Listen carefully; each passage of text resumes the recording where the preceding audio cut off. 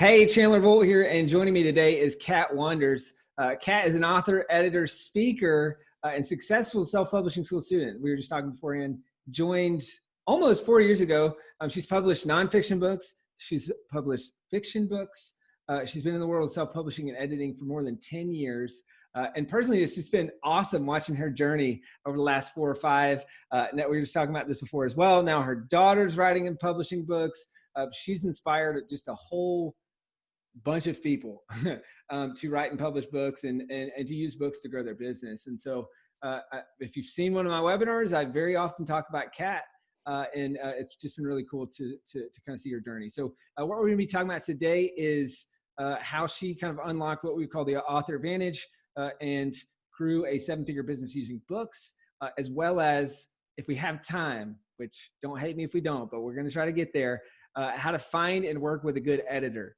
She runs an editing business and has a lot of really great tips there. So Qat, really great to have you. Thank you. Thank you. It's great to be here. So let's start. How did you find self-publishing school? Why did you join? What did that process look like? And how did that kind of interweave in the journey of getting books published? I think I'm kind of an anomaly for how I found it. I'd been wanting to publish a book. I came from a career in traditional publishing, and I just knew that I had submitted books and it was just a huge pain in the butt. It wasn't going to happen. I didn't think it was ever going to happen. And then I finally started looking into self-publishing, and I had actually just kind of turned my life upside down. I was literally a circus performer traveling the country in a trailer, and I had just settled down to try to get my act together. And I was looking for ways to build a business to work from home because I was dealing with severe chronic pain and I couldn't do the acrobatic thing anymore. I was broken. So I was doing freelance writing and editing, and then I stumbled across a webinar for self-publishing school, signed up for it immediately. And by the end of the webinar, I just remember I had my credit card out thinking, okay, just stop talking and tell me how much this is so I can sign up. I don't care. And I just remember there was no link, and I was so frustrated trying to get through the webinar because I didn't need to hear more. I just wanted to pay for it. And so finally I just signed up immediately at like the highest tier with the coaching, because back then it wasn't what it is now. It was different levels. And I signed up for the highest tier thinking, I'm going to get this book done finally that I've been sitting on for almost a decade. And so there wasn't a link. So did we have you book a call with someone on the team, or what happened there? This was before the calls. It was not an easy process, I'll have you know, but it was a link, but you didn't share the link until the end of the webinar. I don't know if the webinar was live. I'm assuming not, but at the end it was like, and just click the link at the end of this webinar, and I'm waiting and trying to click. And so finally I clicked and just signed up immediately. And then Rami was my coach, but I didn't have my first call with him until like 2 weeks later. I see. Cool. So you joined the program, had your call with your coach 2 weeks later. How long until you wrote and published the book, and what did that process look like? The book that I had joined to publish, I didn't publish first. I joined the program. I had intended to publish this fictionalized memoir. It was pretty much my memoir, but I was publishing it as fiction, which now the cat's out of the bag, literally. Everyone knows it's my memoir, so I'm just kind of owning it. But this is the part of the story a lot of people find interesting, is as soon as I joined, I'm talking like days after I joined, my dad called me and told me he only had 3 months to live. And the slogan for self-publishing school is blank page to published author in 90 days. I'm like, okay. So I just remember I posted in the group and said, is this even possible? Like, my dad's dying wish is to hold my first book in his hands, and he wants to see me become a bestseller.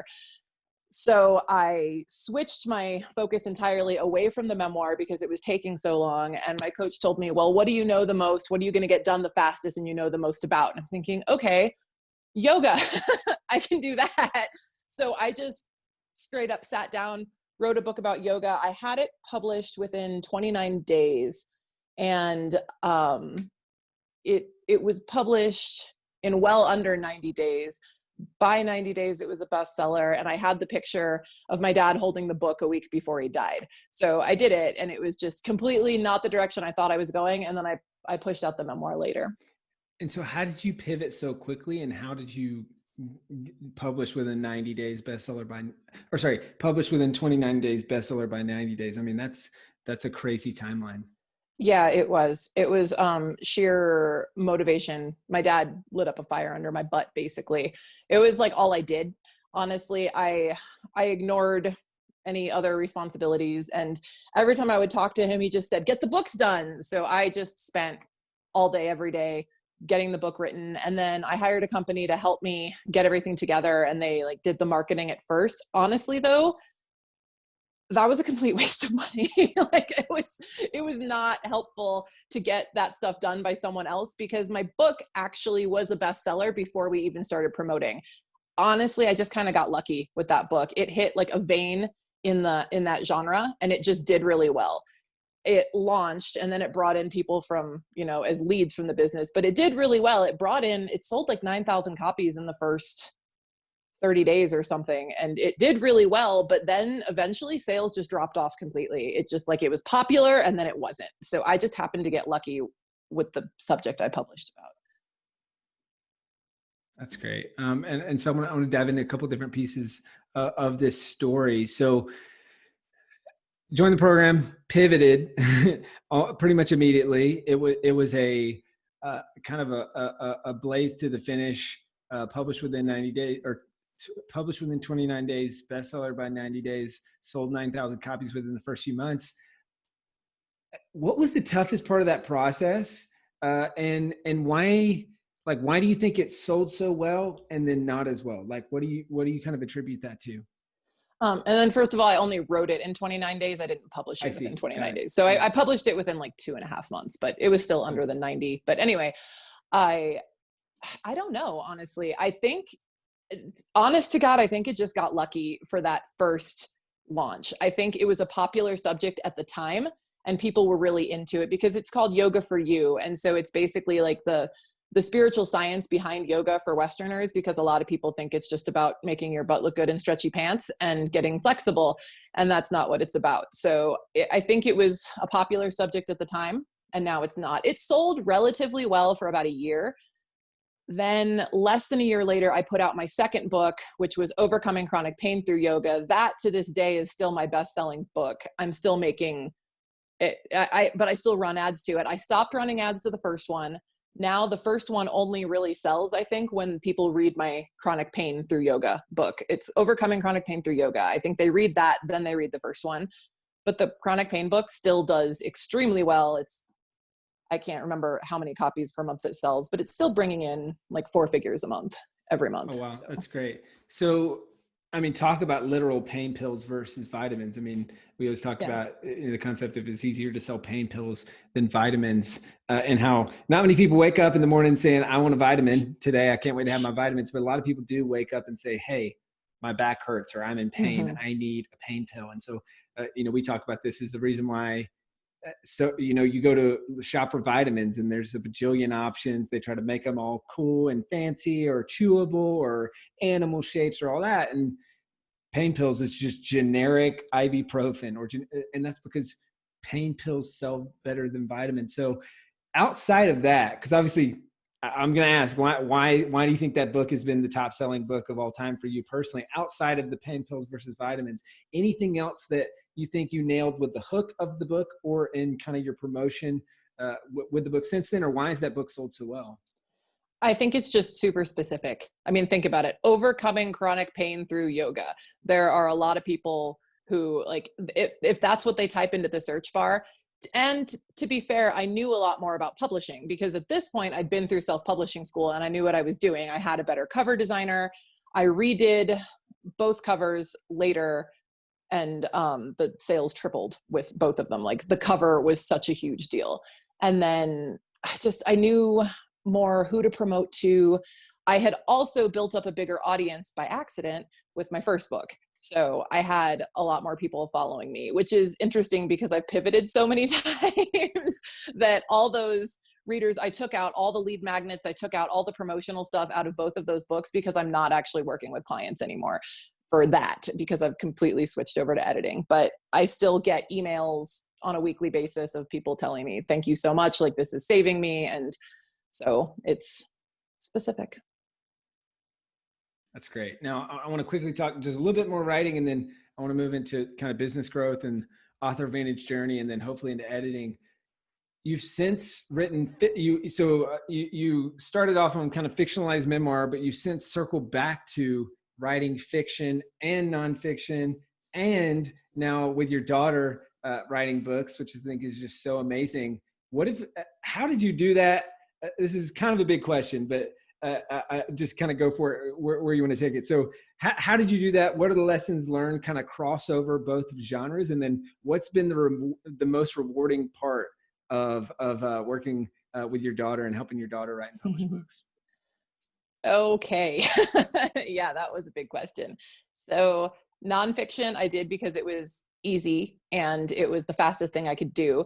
Fiction scared me a little bit, but now I'm in such a groove. I have multiple pen names. I think I have 29 books now. I think I just published the 29th.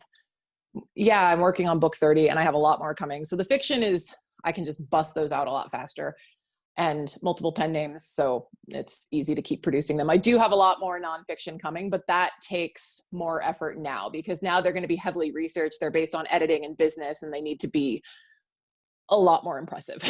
So that the reason I have multiple pen names is so as not to confuse my readers. So Qat Wanders, like I used my business name and my actual name for the nonfiction, then my full name, Katerina Wanders, for one of my fiction genres. And then all the other fiction genres have multiple pen names that aren't related at all. In the process, learning to write fiction, I think was just, I've been studying it for a long time, and my daughter was kind of watching me do it and thinking, this is really cool. I want to write a book. And one day she just said, so I have this idea for a book. There's these twin girls and one of them can control water and the other one can control fire. And then she just goes off on this whole really impressive storyline that she's really thought out. And I kind of looked at her, I'm like, Ora, we need to make this into a book. This is really cool. Where did you come up with this? And she's really into manga and anime, and she reads a lot. And so she's obsessed with Harry Potter, and she just had all these great ideas. So we sat down, we created an outline.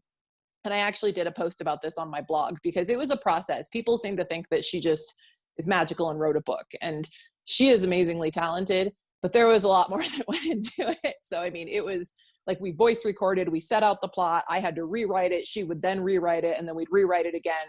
And then she had a whole team of professional editors. So it was a process, but it was really rewarding. I mean, she is such an introvert, and she's so shy, and like the amount of recognition she started getting, and then like all the kids at school knew her, the teachers were all buying her book, and she had fans contacting her. We set up a social media profile for her on Instagram, and she literally had fans that are contacting her like, hi, here's a picture of me with your book. So it's been a journey, also helping her stay humble because I'm not going to lie, it went to her head a little bit, but she's still working on book 2. It has proven to be a much slower process because now she's really adamant about like doing the entire thing herself, and it's taking a while, but it's been a journey, and she's grown a lot from it. That's amazing. How old was she when she wrote the first book? 8. So we've got 8-year-old Emma Sumner. We've got 8-year-old Ora Wonders. I know we've got Anita Omen's kids. I forget how old they were when they wrote their books. Yeah, Elena, I think, was 10 when she wrote hers. And Ora she was 8 when she wrote it, 9 when she published it. She might have even just turned 10 when we published it, but she's 11 now. So yeah, okay. And then, gosh, I forget Anita Omen's youngest kid that was an author Ian. evangelist. Ian. Mm-hmm. Ian, Yeah. Gosh, that was a highlight. Honestly, for me, that was probably one of the top 5 moments of Author Advantage Live last year, is just seeing him come on stage and seeing like, it's just so cool seeing kids there. And I know you and I were talking kind of before this interview of that's something I'm super passionate about. And I think more parents should do this after you do this process with your kid. And I think it's better than, so many other things that parents waste money on their kids growing up. Like, I feel like just the kid learns so many life skills. What would be your tips for other parents out there who are thinking about writing a book with their kid, or just maybe this is the first time they've even thought of it. What would be your tips to them? Just be encouraging and be pretty persistent with being encouraging. there's a fine line between encouraging and nagging. So I'm not going to even pretend that I didn't go as far as nagging for a lot of it, because I really wanted her to do this and I knew she could. And we're not talking like, this wasn't like a little children's book. Hers was a 400-page fantasy novel. So it's I should have had it right here, but it's a big fat novel. So it's not, you have to really work with the children, but you have to be encouraging, because they're going to get discouraged. And if you've written a book yourself, you know there's imposter syndrome. You don't think you're good enough. You have to make sure it's cool enough if they're in the middle school age that their friends aren't going to make fun of them. So it's just constant reassurance. That's great. And great tips there. I want to back up to you and kind of using the book to grow your business. And so I remember, it's one of my favorite stories with Yoga for You is like launching the book, getting, I think it was 10 clients in like the first month. Mm-hmm. How did you do that? How did you go from, I launched this book to I'm getting clients, and what did kind of all that look like? I really wish I had like a formula that I could share with you to, for other people to follow. But it's basically people contacted me because they stumbled across the book. The first person, the book wasn't even out yet. I don't understand how she found it. I didn't set it up for pre-order. I hadn't launched it. It had just gone live, and somehow she stumbled across it and messaged me on Facebook and said, "Hey, I think your book is really going to help me. When can I order it?" It was so weird, but we are still in contact. She was the first client to sign up with me. And then as soon as it was released, I'd say, I think I got all of them within like the first few weeks, and they just reached out to me. I had no process whatsoever, but I did already work with coaching people one-on-one who dealt with chronic pain. So, I mean, I knew what I was doing already. I just wasn't prepared for how to interact with them when they found me at random like that, because my other clients are people who I had referred to me and things like that. So I had to basically create a process from there. And this entire journey from 2016 till now has been flying by the seat of my pants, screwing up a lot, upsetting people in the process, and figuring it out as I went along. And I think I have a lot of knowledge now, and now I'm pretty confident. But I mean, even now there's things that'll happen. I'm like, oh, okay, I have to change that. So it's been a learning process. For sure. Fail fast, fail forward, fail often. That's one of our core values in self-publishing school. Yeah. So how many clients did you get? What was the price point? And how did you sign them up within the month or a few weeks right after the launch? Well, it was a $3,000. My coaching program at the time was $3,000, and I got 10 people. Well, actually I got 11 people now that I think about it, because I made $33,000 within the first 30 days. And that wasn't including royalties. Yeah. The royalties were good too. Like that first month it sold really well. The second month it sold reasonably well. The third month it sold okay. And now it sells like 20 copies a month or something. It's not doing that well now, but it was definitely like an explosion all at the beginning. Yeah. And so I'm trying to even remember. They contacted me. I sent them a form to find out like what type of issues they were dealing with and if I could help them or not. Then we got on the phone, and I took their money through Stripe right then and there, signed them up in the program. And then I finally figured out, okay, well now I have several of you, because at that point I think I had 20. So then I threw them all into a Facebook group together so they could encourage each other. So I just kind of figured that out. And then I signed up for another course for business building through an online course portal program, just so I could figure that out, and then just kind of built it from there. Cool. And then this was back when we were doing elite business intensives, which we haven't done those in ages, kind of in-person stuff. I want to move kind of into the pivot. What were your biggest takeaways? I think you came to 2, maybe 3 elite business intensives, 3. What were your biggest takeaways from those? How did those grow your business? And then ultimately, why and how did you decide to pivot the business to, I now know it's what you were already doing kind of early on, which is editing and things like that. Yeah, I had a background in editing from, like, I have a master's in English and everything. So, I mean, that's honestly something, when I went into traditional publishing, I thought I'd do that forever. And then I didn't like the traditional publishing industry. So I left, joined the circus, literally. And it was just something I thought I'd do on the side. I had no idea I could make an income, like an actual livable wage, editing on the side. So it was something I did on the side a little bit, and it was always there, but I never really thought I could do it full time. So then when the yoga thing and the chronic pain coaching, when that started really taking off, because I have lots of licenses in that, like the yoga therapist and things like that, I thought, okay, this is my ticket to success. I went to the first, that time it was the BBBI. It was not the EBI. And it was a terrible name, Chandler. Oh my gosh. Yeah. I forgot about that. The Book-Based Business Intensive. Yep. I mean, we don't really focus a lot on names around here, but I remember that when we landed on the acronym, I was like, BBBI, this is horrible. We've got to change this. But sell then build. That's what we always talk about. Sorry, I interrupted your story. It's okay. So that was the first one I went to. And my thought was, okay, this yoga chronic pain coaching thing is obviously what I'm doing. And, Chandler helped me. So I'll just, I'll go see him, pay him more money, and he'll help me more. And there was like that one golden nugget that you said that one time about getting referrals. So I want to say I made, oh my gosh, now I can't remember. It was like another crazy jump where I emailed them to sell them an up-level coaching program, and 10 of the 11 did it. So that, I think I made like 50 grand in like a week. So it was insane. Like whatever it was really insane. And I'm doing that and realizing, gosh, this is really not fun for me.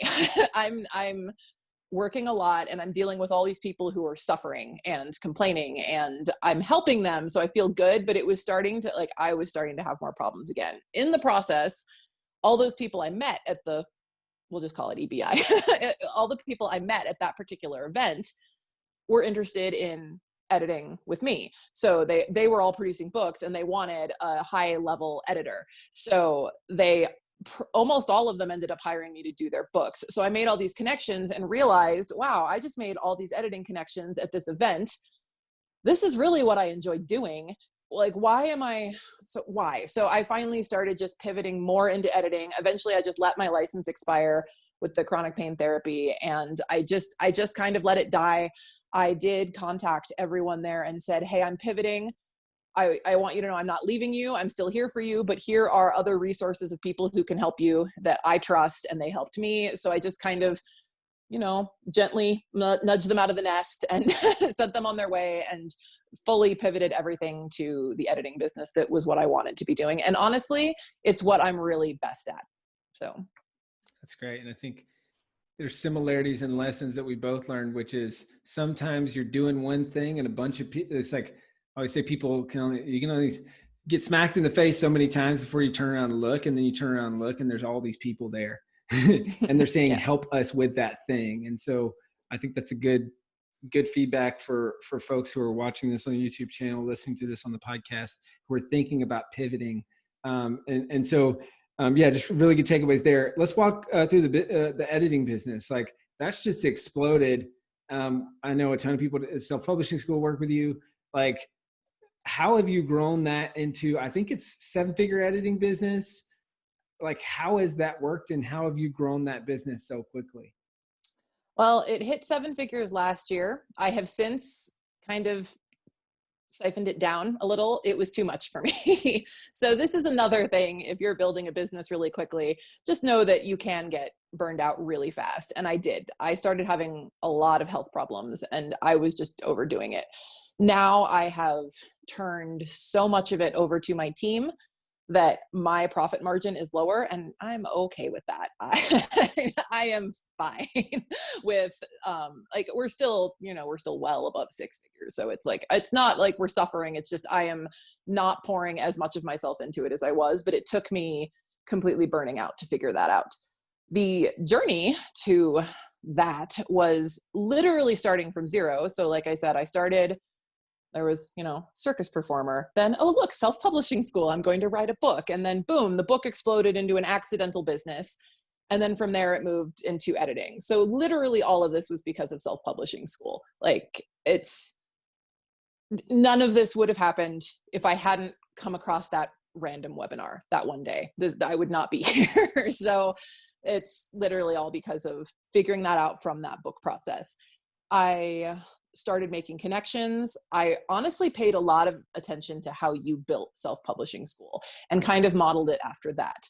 My webinars were modeled after yours. My business structure was modeled after yours, only instead of bringing people into a program to help them publish a book, it was bringing people into the editing services. And now what I'm doing also is teaching people how to edit their own books and each other's books so that they can save more money on editing, because editing is expensive if you want it to be high quality.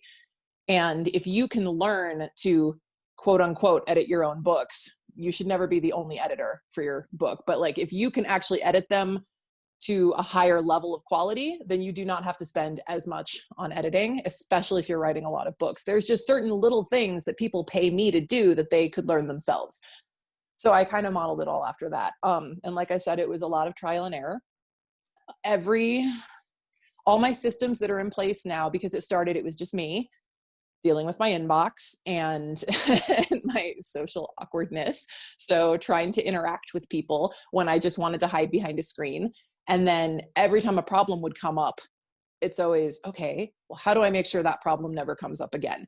And then it was figuring out a system and figuring out another system. And then when that system didn't work, it was revamping a whole new system. So in the process though, I now have a full team. I have a team of other editors who specialize in different genres. I've trained kind of like my little protege. She's a lot younger than me, and I've managed to train her to edit just like me. We've worked together so long. So she's my chief editor now. She manages the inbox. She helps me keep my sanity. But we're very, very similar. Like our personalities are very similar. And like even our styles of clothing are similar. It's honestly, she's so much like me. It just worked. And if I hadn't found her, I would probably still be floundering. And then the business grew a lot faster than I could handle.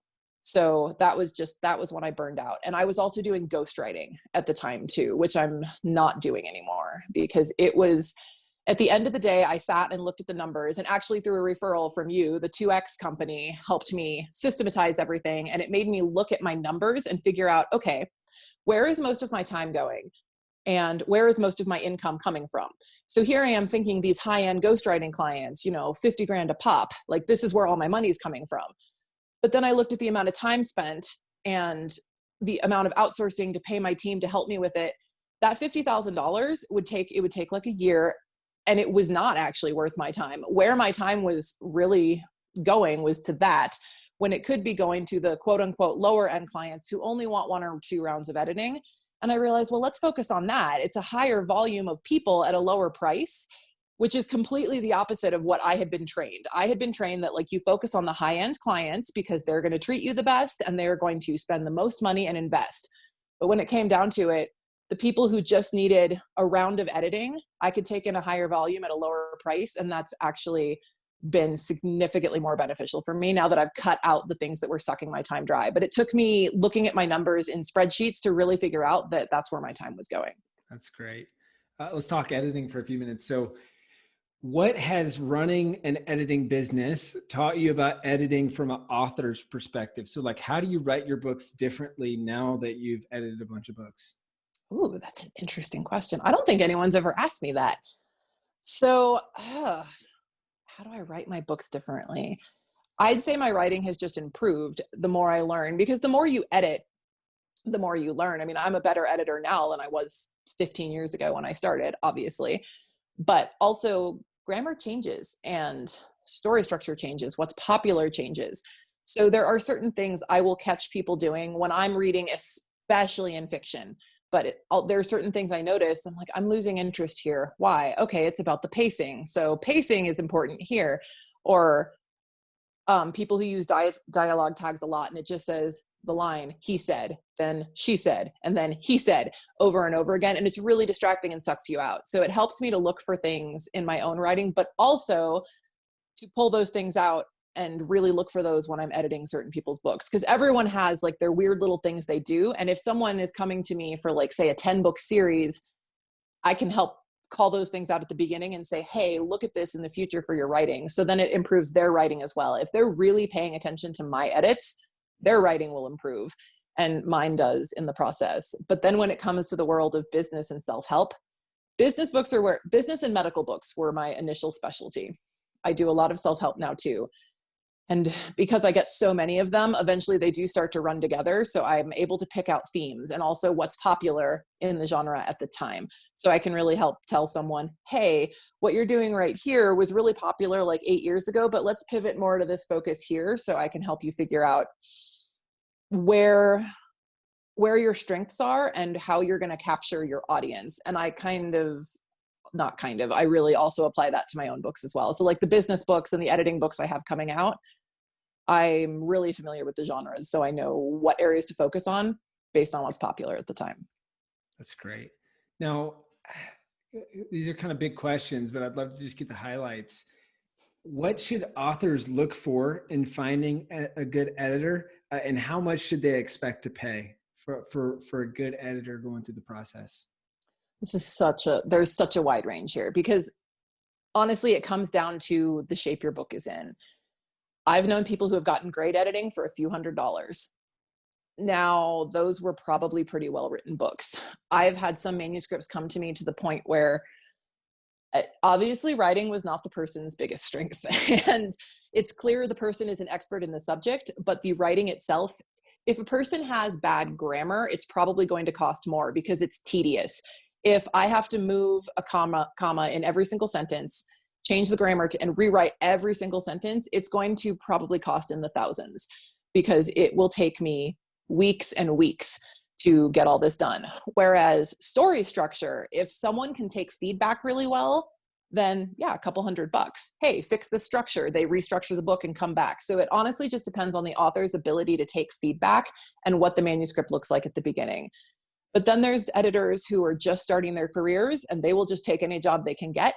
They may not be the best, but they're probably still very good, even though they're new.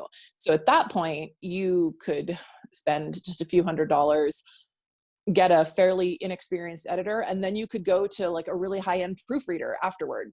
So it just depends. And then there are those clients who they just don't want to deal with it. They just want top dollar, top of the line editing, make the book traditional publishing quality, and then we can just handle it for them. There are a lot of editors out there like that. So there's no formula to how much you're going to pay. But I do tell people, expect to pay at least 2 cents per word, no matter what. If someone's charging you less than 2 cents per word and saying they're going to edit the book fully and completely, then you're not getting you're not really getting quality, or it's also very possible you're not getting what you think you're getting. And the other thing to really look for is make sure your editor understands what type of editing you're looking for, and make sure that you have the same verbiage. You would think that as editors we could agree on what's what, but we don't. In traditional publishing, we had developmental editing, then content editing, then copy editing, then proofreading. Those were 4 different editors with different specializations. Every book went through at least 4 to 6 rounds of editing before publication. Well, now you have all these freelance editors who call copy editing line editing, or line editing content editing, or developmental editing all encompassing. So just ask lots of questions about what they have. And a lot of editors will have like a form or a PDF or something they can send you that will break it down. And if they don't, then just lots of questions. Ask all the questions. Cool. That's great. Any other tips on how to know that the person is actually good, and then also where to find good editors? This is a really tough one. So it's a really, really tough one, because reviews aren't necessarily that helpful, because every author is going to think their editor did a great job because they get the book back better than it was before. I would suggest asking for credentials, but even that, I mean, I know some really great editors who never went to school for it. There are still certain mistakes they make. Some people suggest sending a test piece, like a little test edit, to a bunch of different editors and see who misses the most or things like that. Sometimes it's just a matter of your taste, though. Get your samples from people. If they do samples, see what you think. Talk to people who have worked with those editors, find out what they liked about those editors, and make sure those people referring them had them work on a book that's similar to what you're doing. Because yeah, a great sci-fi editor is not going to do a great job on your medical journal. So Yeah, it's kind of difficult. Like, Yeah, because the reviews don't necessarily help. It's just a matter of really doing your homework on it and for sure. referrals. For sure. Those are really great tips. Also, if you're a self-publishing school student, check out the Book Production Partners List, formerly known as the Outsourcers Rolodex.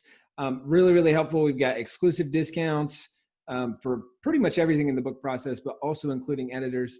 We try to keep that as up to date as possible. That's a big focus for us over the next 3-6 months, is really just making that even better. So if you are a student, make sure that you use that. And there's some great resources there, including Qat. Now, a couple final questions as we're in the home stretch here. On behalf of editors everywhere, what's one thing that authors need to know? Stop double spacing between your sentences. That's my biggest pet peeve. We are not in a typewriter age anymore. There is no need to do that.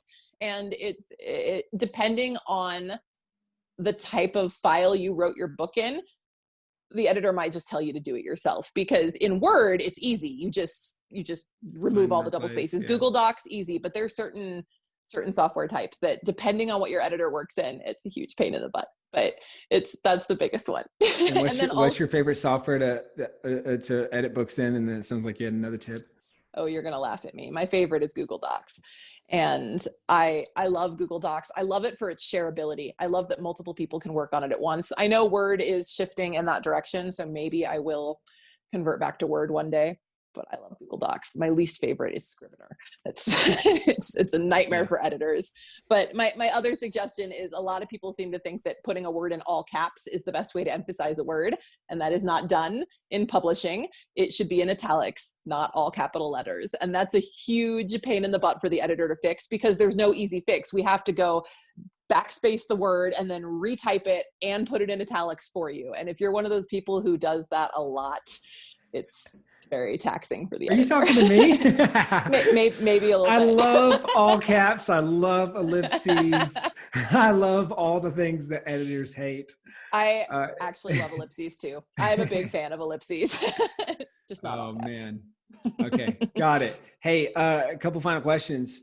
You were author of Advantage Live last year, first ever big event that's now become kind of a yearly event. Obviously in 2020, we've transitioned to a virtual experience because of COVID and all those things. But what was your biggest takeaway from Author Advantage Live last year, and what was kind of most helpful from going in person? Networking, honestly. I think it was really just meeting everyone. I was really overwhelmed though. I am a hardcore introvert and there were a lot of people there, but I got to make in-person connections with people who I had really gotten to know online and like via text message and phone calls. So I got to finally see them in person, but then I also got to make in-person connections that I've kept going since then. So like Anita, like we were just talking about with her daughter who published a book, we literally just had dinner last night and our daughters are in the other room texting each other right now. So I mean, like it was the friendships for me. And I know a lot of people got a lot out of the presentations and things like that. But for me personally, the biggest takeaway was the people I met.